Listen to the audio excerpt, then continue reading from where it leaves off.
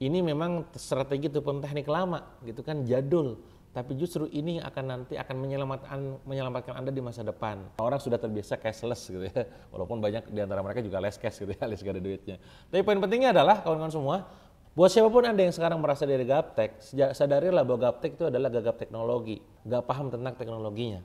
Kalau nggak paham tentang teknologinya, maka sebenarnya Anda bisa paham ketika Anda mempelajarinya. Yang gaptek itu skill Anda, bukan belief system Anda, bukan pribadi Anda. Gak kerasa kita sudah masuk di tahun 2025. Banyak di antara follower saya dan juga member mentoring online saya yang bertanya kepada saya, Kang, apa yang harus dilakukan di tahun 2025 ini agar omset penjualan kita naik secara signifikan? Kalau Anda bertanya hal serupa, tonton video ini sampai selesai.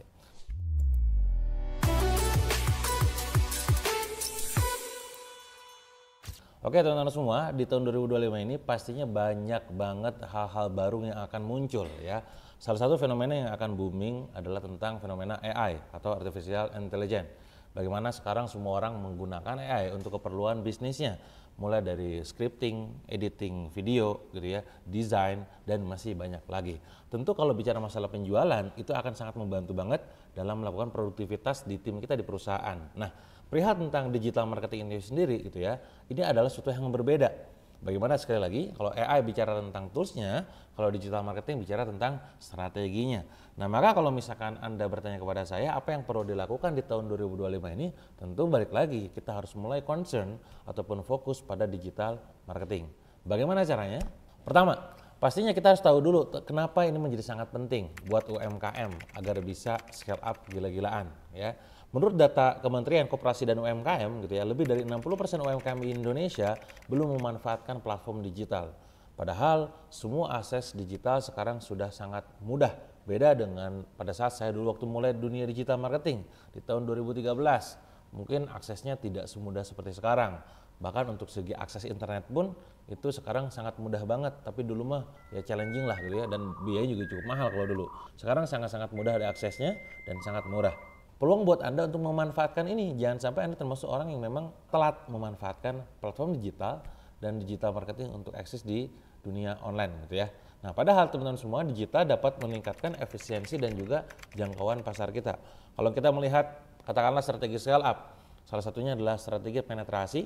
Nah maka penetrasi pasar sangat mungkin dilakukan ketika kita menggunakan digital marketing. Akses pasar akan sangat luas. Katakanlah Anda tinggal di Bandung atau tinggal di Makassar, tinggal di Jakarta, tinggal di Surabaya, Anda bisa mengakses pasar-pasar yang ada di luar dari kota Anda. Katakanlah sekarang saya tinggal di Bandung, pasar saya itu ada yang belinya itu ada yang dari Jabodetabek, ada yang dari Sumatera, ada yang dari Kalimantan, ada yang dari Sulawesi, dan masih banyak lagi, bahkan sampai ke ranah mancanegara. Dan ini powerfulnya digital. Jadi kita bisa akses pasarnya secara luas.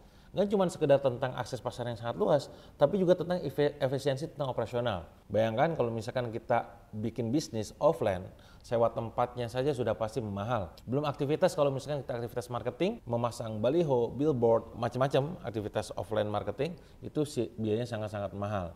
Dan pastinya jarang di antara kita mengukur efektivitasnya. Beda kalau misalkan kita main di online, berapa banyak awareness-nya yang akan nyampe gitu ya, itu ada dashboard-nya.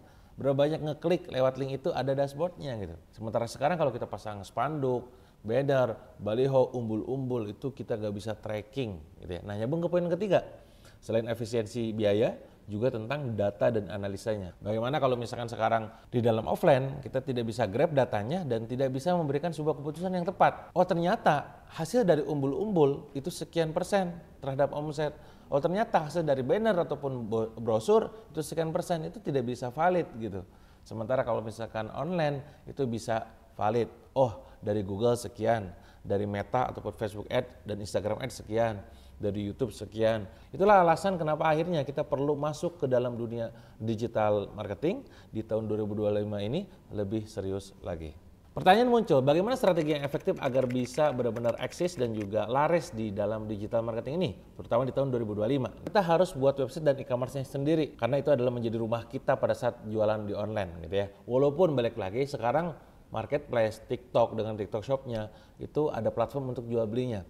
Bagaimana sikap kita? Sikap kita pada dasarnya adalah kita memanfaatkan semuanya yang ada.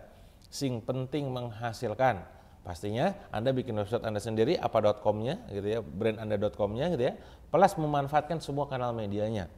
Mulai dari marketplace, entah itu Shopee, Tokopedia, dan macam-macam, ataupun TikTok lewat TikTok Shop-nya. Nah, ini akan sangat membantu meningkatkan penjualan. Ya. Survei dari Asosiasi E-commerce Indonesia, gitu ya, penjualan online diprediksi akan tumbuh 20% setiap tahun. Nah, ini menarik, kawan-kawan. Artinya orang sudah terbiasa pakai gadget. Kalau misalkan mau beli sesuatu tuh ya tinggal dibuka marketplace, buka TikTok, buka website, closing dari situ. Nah, sayang banget kalau misalkan Anda tidak memanfaatkan digital platform untuk bisa transaksi lewat online, gitu ya. Optimasi sosial media pastinya juga perlu dilakukan, nggak cuma sekedar bikin e-commerce-nya, tapi juga Anda memanfaatkan Instagram, Facebook, Google, TikTok, dan segala macam untuk meningkatkan penjualan. Karena ternyata 70% konsumen lebih cenderung membeli produk setelah melihatnya di sosial media. Apalagi sekarang eranya customer journey ISAS. ISAS adalah attract, attention, interest, S-nya adalah search. Jadi orang sebelum akhirnya memutuskan beli sesuatu itu cari-cari dulu. Lihat dulu harganya di Tokopedia, lihat dulu harganya di Shopee, lihat dulu di TikTok gitu ya. Ujung-ujungnya belinya ternyata ke WA di Instagram misalkan. Nah, maka penting buat Anda untuk aktif di sosial media agar memastikan penjualannya bisa maksimal. Dan yang ketiga yang juga tak kalah penting adalah menggunakan teknologi pembayaran digital ataupun payment-nya. Ya, sekarang semuanya serba dimudahkan ya, dan berbagai macam fasilitas payment gateway gitu ya. Ada yang memberikan diskon berapa, itu sangat memudahkan banget gitu ya. Dan saya pribadi di perusahaan itu hampir semuanya pakai digital payment. Kenapa? Saya pribadi teman-teman kalau keluar, ini jangan ngomongin orang lah ya. Saya pribadi kalau keluar, kalau beli sesuatu di offline store, lagi makan-makan, udah jarang banget bawa cash. Semuanya by payment digital. Data dari Bank Indonesia menunjukkan bahwa transaksi digital meningkat 300% selama pandemi kemarin gitu ya. Yang pada akhirnya keterusan sampai sekarang gitu ya. Orang-orang sudah terbiasa cashless gitu ya. Walaupun banyak di antara mereka juga less cash gitu ya, alias gak ada duitnya. Tapi poin pentingnya adalah kawan-kawan semua, pastikan memudahkan orang lain untuk pembayaran. Bahkan gak hanya sekedar transaksi offline ya. Kita pada saat jualan online pun, pada saat mau payment itu sulit, itu jadi resisten. Akhirnya apa? Bounce rate. Akhirnya apa? Dia tidak terjadi yang namanya transaksi penjualan. Leads-nya banyak tapi konversinya sedikit. Kenapa? Karena payment-nya nyulitin gitu ya. Bikin sulit kita semua gitu ya. Itu yang ketiga. Nah, yang keempat pastinya adalah Anda mengimplementasikan SEO gitu ya. Karena bagaimanapun juga kalau Anda pengen cepat pasti Anda main sosial media. Kalau Anda pengen lebih nempel, long last, sustain pakai SEO. Nah, banyak orang sekarang lupa dengan SEO karena mereka fokusnya hanya pada ads saja. Asik main jualan di TikTok, asik jualan di marketplace, jualan di iklan, SEO-nya tidak dibangun. Saran saya, sosial media-nya dibangun gitu ya, SEO-nya pun mulai dibangun. Dengan cara seperti apa? Bikin artikel-artikel yang memang di dalamnya ada backlink-nya dengan berbagai macam kata kunci. Ini memang strategi ataupun teknik lama gitu kan, jadul. Tapi justru ini yang akan nanti akan menyelamatkan Anda di masa depan. Ketika semua orang melakukan iklan ya di Meta Ads, di TikTok Ads ya, ketika orang semua melakukan live streaming Shopee, marketplace dan segala macam di TikTok gitu ya, tapi mereka tidak membangun SEO-nya, maka untuk jangka panjang itu sangat disayangkan, tidak sustain gitu. Maka mulai sekarang Anda implementasikan SEO dan SEM-nya ataupun katakanlah sosial medianya. Nah, tentu pastinya ada tantangan tersendiri ya. Beberapa di antara Anda mungkin curhat, Kang, saya tuh nggak bisa, usia saya udah di atas 40 tahun, udah di atas 50 tahun bahkan, saya mah gaptek gitu ya. Menjadi sebuah tantangan yang harus diselesaikan.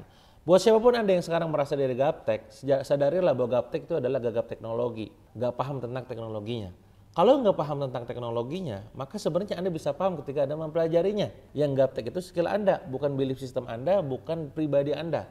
Jangan merasa bahwa aku mah kan gaptek, aku mah apa tuh gak bisa ngelakuin itu mah urusan anak saya, urusan cucu saya gitu ya.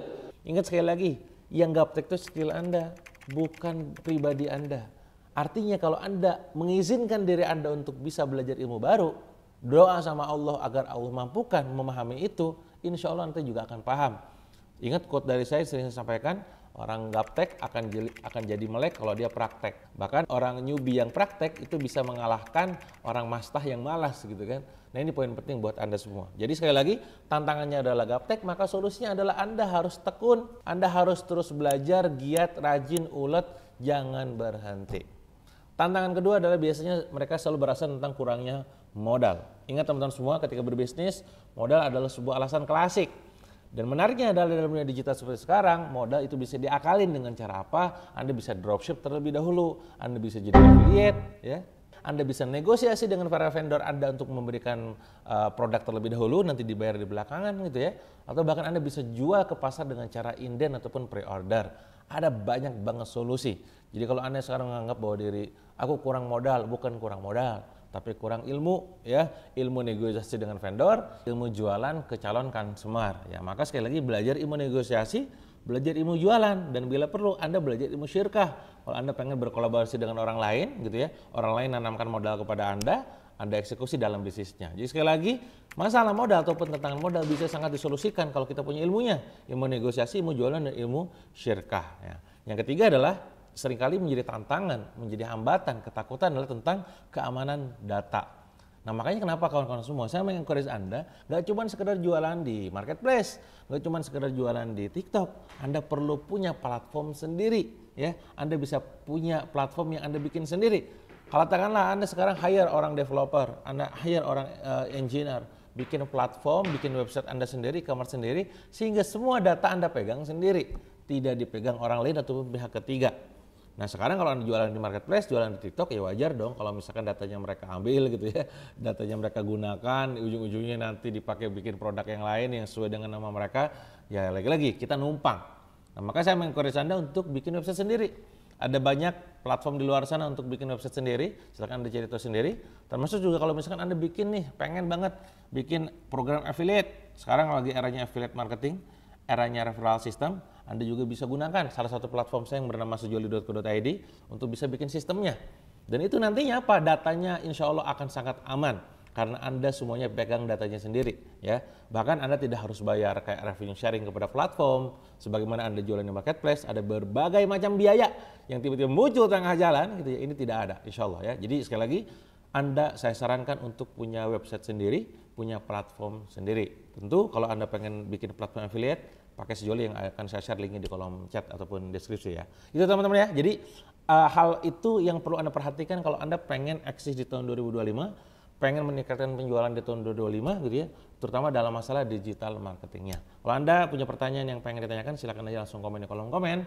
Kalau misalkan Anda suka dengan video ini dan pengen saya juga bikin terus video tentang digital marketing yang lainnya, silakan like dan share video ini ke teman-teman yang lainnya supaya saya makin semangat bikin videonya. Sampai jumpa di video berikutnya.